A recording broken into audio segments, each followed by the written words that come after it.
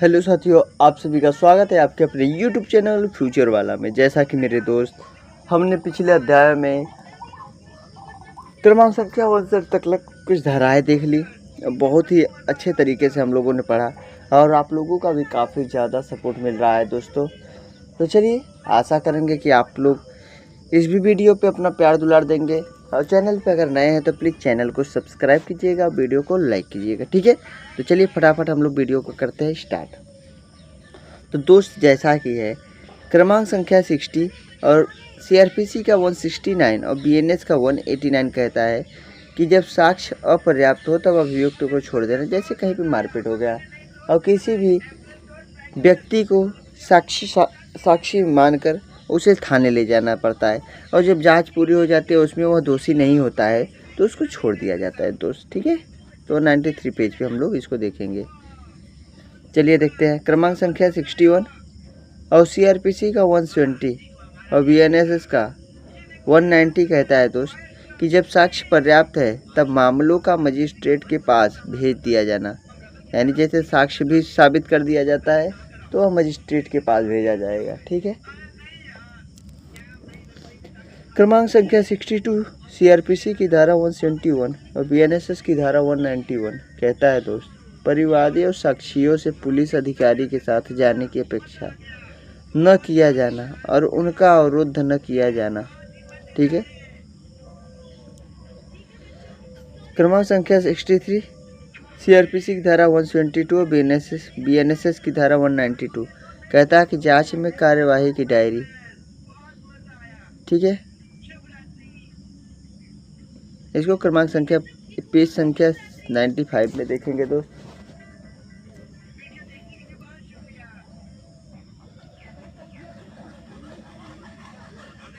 आइए देखते हैं हम लोग। क्रमांक संख्या 64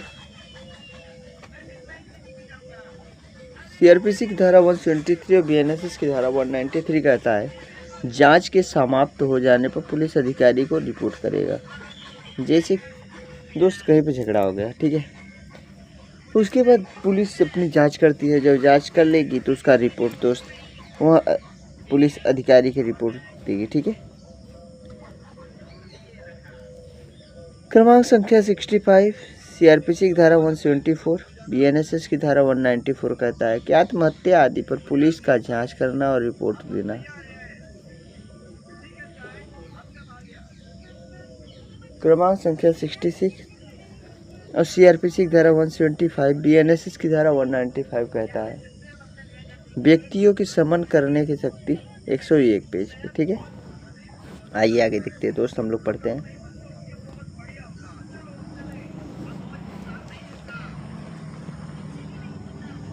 क्रमांक संख्या दोस्त देखते हैं। देखिए क्रमांक संख्या 67 सीआरपीसी की धारा 176 और बीएनएसएस की धारा 196 कहता है मृत्यु के कारण मजिस्ट्रेट द्वारा जांच 102 नंबर पे। क्रमांक संख्या 68 और सीआरपीसी की धारा 188 और बीएनएसएस की धारा 208 कहता है भारत से बाहर किया गया अपराध। जैसे देखिए दोस्त, कोई भी व्यक्ति है और इंडिया से बाहर है और इंडिया से बाहर है दोस्त, देखिए साथी, जैसे कोई व्यक्ति है वो भारत से बाहर कोई अपराध करता है तो उसको दोस्त धारा 208 के अंतर्गत, सीआरपीसी की धारा 188 के अंतर्गत तो उसको भारत में ही साबित किया जाएगा दोस्त कि वह भारत में ही सजा किया है, ठीक है। आइए आगे देखते हैं दोस्त। और हम लोग पढ़ते हैं अगला धारा। क्रमांक संख्या 69 और सीआरपीसी की धारा 189 और बीएनएसएस की धारा 209 कहता है कि भारत से बाहर किए गए अपराधों के बारे में साक्ष्य लेना, ठीक है। आइए देखते दोस्त 70 नंबर 195 कहता है दोस्त सीआरपीसी का और बीएनएसएस का 215 कहता है कि लोक न्याय के विरुद्ध अपराध और साक्ष्यों में दिए जाने गए दस्तावेजों से संबंधित अपराधों के लिए लोक सेवकों की विधिपूर्ण प्राधिकार के अवमानना को जोड़ना, ठीक है। आइए देखते क्रमांक संख्या 71 सीआरपीसी की धारा 197 और बीएनएसएस की धारा 218 कहता है न्यायाधीशों और लोक सेवकों का अभियोजन। चलिए दोस्त देखते हैं क्रमांक संख्या 72 और सीआरपीसी की धारा 200, बीएनएसएस की धारा 223 कहता है शिकायतकर्ता की जांच। जैसे कोई शिकायत करता है, वो आया प्रशासन के पास और उससे बोलता है कि जांच करनी है, तो प्रशासन जांच ऑटोमेटिक करता है। दोस्त देखिए, कोई भी अपना एप्लीकेशन देता है, शिकायत करता है, तो प्रशासन का काम ही होता है पहले जांच करना, उसका साक्ष्य जुटाना और जुटाने के बाद रिपोर्ट लगा देना। ठीक है, आइए आगे पढ़ते हैं हम लोग दोस्त। क्रमांक संख्या 73 और सीआरपीसी की धारा 207, बीएनएसएस की धारा 230 कहता है अभियुक्त को पुलिस रिपोर्ट या अन्य दस्तावेजों की प्रतिलिपि देना। क्रमांक संख्या 74,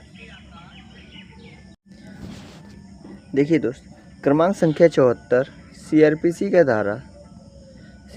धारा 208, बीएनएसएस की धारा 231 कहता है सेशन न्यायालय द्वारा विचारणीय अन्य मामलों में अभियुक्त को कथनों और दस्तावेजों की प्रतिलिपि देना। ठीक है,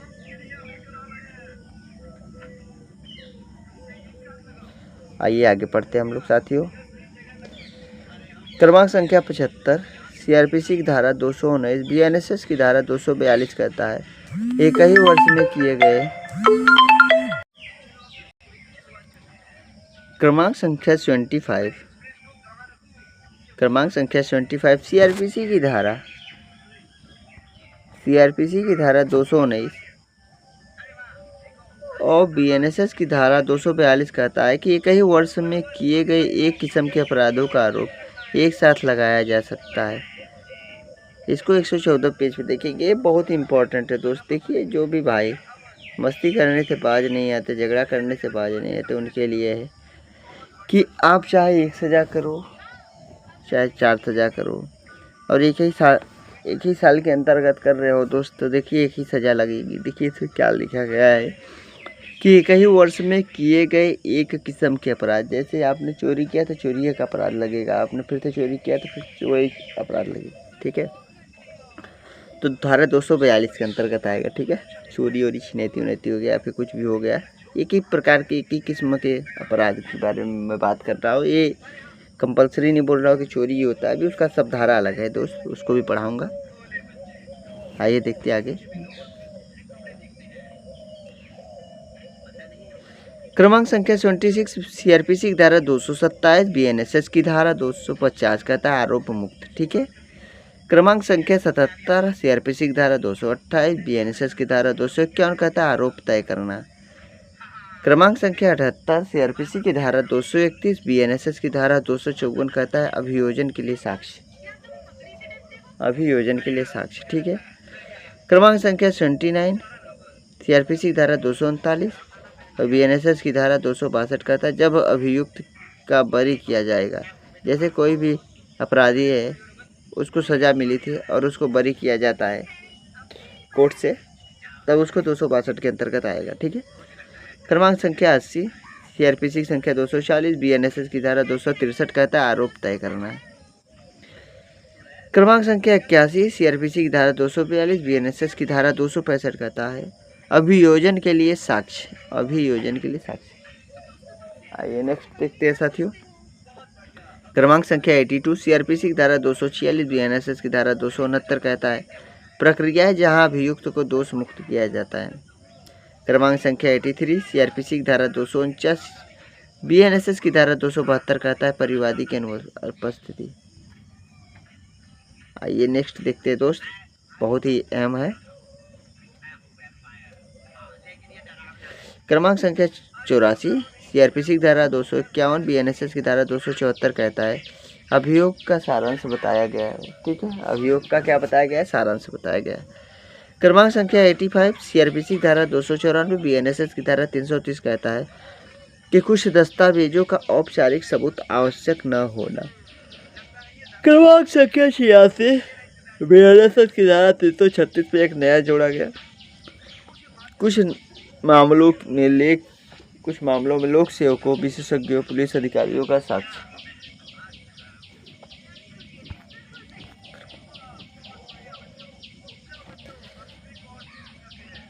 क्रमांक संख्या 87 सीआरपीसी की धारा 311 का और बीएनएसएस की धारा 349 नमूना हस्ताक्षर या हस्तलेख देने के लिए किसी व्यक्ति को आदेश देने के मजिस्ट्रेट की शक्ति। क्रमांक संख्या 88 सीआरपीसी की धारा 317 बीएनएसएस की धारा 355 कहता है कि कुछ मामलों में अभियुक्त की अनुपस्थिति में पूछताछ और सुनवाई का प्रावधान। क्रमांक संख्या 89 और बीएनएसएस की धारा 356 जो है कि नया जोड़ा गया और दोषित अपराधी की अनुपस्थिति में जांच, विचारण और निर्णय। आइए साथियों अगला देखते हैं।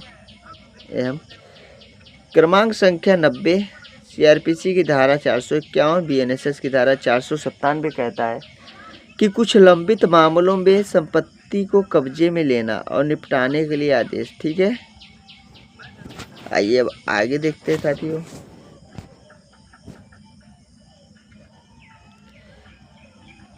इसका कहना है साथियों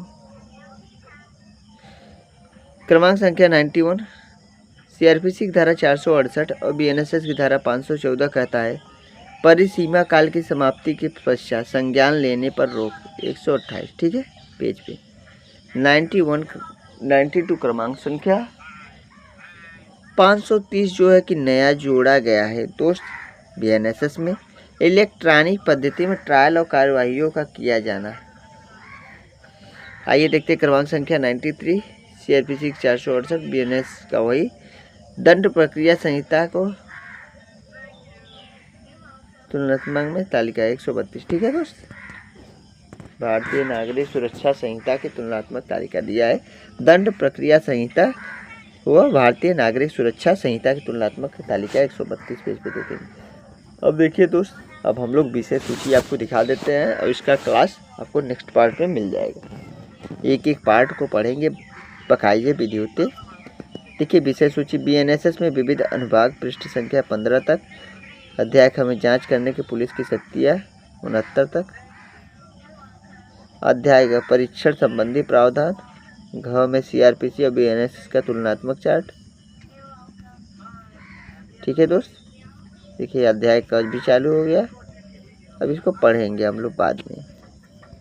तो चलेंगे, आशा करेंगे कि आपको वीडियो अच्छा लगा। वीडियो अगर अच्छा लगा हो तो प्लीज़ अपने भाई के चैनल को सब्सक्राइब करें, वीडियो को लाइक करें। मिलेंगे आपसे अगले वीडियो में। आज के लिए बस इतना ही, धन्यवाद।